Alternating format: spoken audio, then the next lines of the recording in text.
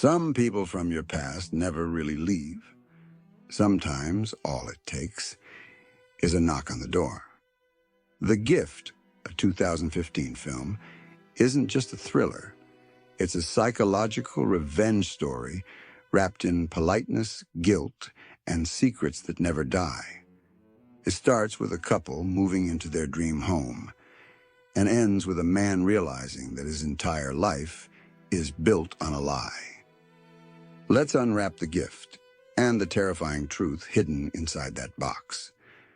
Simon and Robyn Callum are starting fresh. New city, new house, new beginnings. Simon just landed a great job. Robyn's painting again. Everything feels hopeful. But beneath their smiles, something feels fragile. The kind of happiness that cracks if you press too hard. At a store one afternoon, they bump into a man from Simon's past, Gordo. He's friendly, awkward, a little off. Simon introduces him quickly, half smiling, half uneasy. "We went to high school together," he says.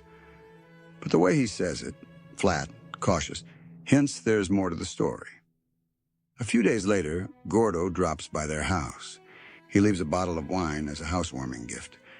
Nice gesture. Maybe a little strange. The next day, another gift arrives, a koi fish for their garden pond.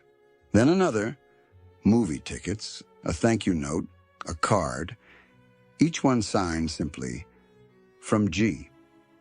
Simon laughs it off, but Robyn feels uneasy. "He's just trying to be kind," she says. But when Gordo starts showing up unannounced, his kindness starts to feel invasive. He knows too much. He lingers too long. Simon finally tells him to stop coming by. "You're making my wife uncomfortable," he says sharply. Gordo just smiles. "You're right. I've been impolite." Then he walks away, quietly, politely, forever changed. Days go by. Life returns to normal, or seems to. But Robyn can't shake the feeling that Gordo is still watching. At night, she hears footsteps outside. The dog barks at nothing. Simon insists it's in her head. "He's gone, Robyn. Forget it." But when she checks the koi pond one morning, the fish are dead. And the dog, missing. The house suddenly feels like a cage. Then Gordo leaves another letter in the mailbox, a simple note. "Let bygones be bygones." Robyn asks Simon what happened between them in school. He shrugs. "He was weird. We weren't friends." But later, at a dinner with Simon's colleagues, someone mentions Gordo's nickname from high school. Weirdo. The room goes quiet. Robyn's eyes widen. Whatever happened back then, Simon isn't telling the whole story. Robyn starts digging. She finds out that in high school, Simon spread a rumor, something ugly, about Gordo. He told everyone that Gordo was molested by an older man. It wasn't true. But the lie destroyed Gordo's life. His family fell apart. He left town. Simon never faced consequences. He just moved on. Now, decades later, Gordo's back, and his gifts start to look more like warnings. Robyn confronts Simon. He denies everything. "He's crazy," Simon says. "Don't believe a word." But his voice trembles. His eyes won't meet hers. That night, another gift appears on their doorstep. A small box. Inside, a handwritten note. "You may be done with the past, but the past isn't done with you." Robyn begins to see Simon differently. The confident, charming man she married starts to look manipulative, cold, controlling. She remembers the little lies about work, about friends, about everything. His temper flares easily. When she brings up having children, he changes the subject. "Not now," he says.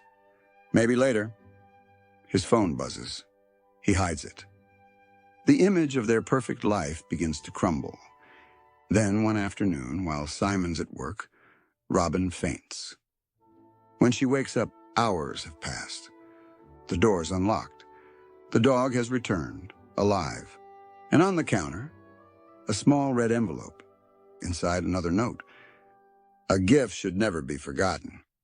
Simon gets promoted at work, but not for the reasons he thinks. His colleague, Danny, reveals that Simon blackmailed another employee to get the job. "You didn't earn this," Danny says. "You took it." Simon's facade starts to crack. He's not the hero of his story. He's the villain who always rewrites the ending to look clean. When Robyn finds out, she finally sees him for what he is, a man who destroys others to make himself feel powerful. She leaves him, and that's when the final gift arrives. A small brown box left on their porch. Inside, a DVD. A note reads, "You'll know what this means." Simon plays the DVD alone. At first, it's normal. Footage of Robyn sleeping, someone moving quietly through the house. Then, a man enters the frame. Gordo. He stands over Robyn, stroking her hair gently. Then the camera drops to the floor. The image shakes. The screen goes black. We don't see what happens next. We don't need to. Simon freezes. His breathing quickens. His mind starts to spiral. He replays the footage again and again, searching for proof, any proof, that nothing happened. But the truth is worse than certainty. It's ambiguity. He'll never know. Gordo has flipped the power dynamic. The bully is now the haunted. The confident man is now the paranoid one. Gordo visits the house one last time. He sees Simon pacing outside the hospital, where Robyn just gave birth to their child. Gordo watches from a distance, smiling faintly. He sends a message. "I forgive you." But forgiveness in this story is just another weapon. Inside his car, he makes a phone call to Simon. "Did you see the gift?" he asks softly. Simon stammers, terrified. "What did you do to my wife?" Gordo pauses. "The question is, what did you do to me?" He hangs up. The camera lingers on his face, calm, satisfied, broken in the same way Simon once was. He adjusts his sunglasses, looks into the rearview mirror, and drives away. Behind him, Simon collapses, trembling, crying, consumed by the same paranoia he once inflicted on others. The cycle is complete. The bully became the victim. The gift has been delivered. The Gift is a story about guilt and the long shadow of cruelty. It asks whether a single lie can destroy multiple lives, and whether redemption can ever come from revenge. Gordo isn't a typical villain. He doesn't kill, threaten, or torture. He simply returns the pain Simon gave him. Slowly, methodically, through uncertainty. The beauty of the film lies in ambiguity. Did Gordo really hurt Robyn, or did he just make Simon believe he did? Either way, the result is the same. Simon's perfect world collapses under the weight of his own past. The koi fish, the dead dog, the red envelope, all symbols of cleansing, rebirth, and the return of consequences. Every gift is a mirror.